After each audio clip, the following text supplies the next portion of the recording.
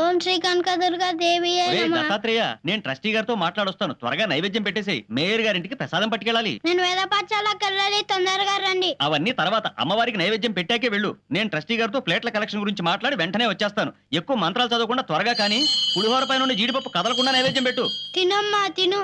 నేను వేద పాఠశాలకు వెళ్ళాలి, ఆలస్యం అయితే మాస్టర్ గారు కొడతారు. తినమ్మా తిను. మా అమ్మవు కదా, తొందరగా రా అమ్మా.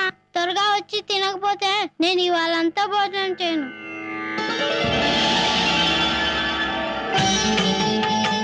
తినమ్మా, చల్లారకుండా తిను. ఇవాళ సామవేదం చెప్తారు, ఆలస్యం అవుతుంది. తొందరగా తినమ్మా.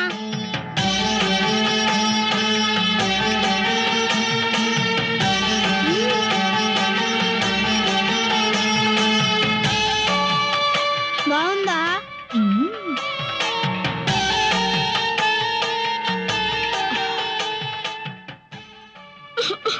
పొలం మారిందా? శివుడు తలుచుకొని ఉంటాడు. నేను దిష్టి తీస్తాను.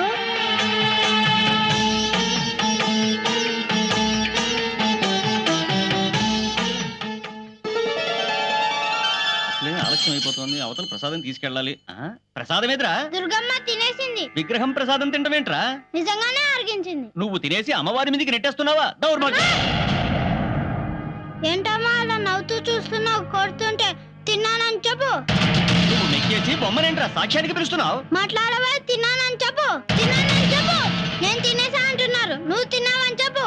నువ్వు వచ్చి చెప్పకపోతే నేను వేద మానేసి జంజం తీసేస్తాను. చెప్పు. ఒరే, కమ్మని పులిహోర పెట్టి చెయ్యి కడగడం మర్చిపోయావేరా?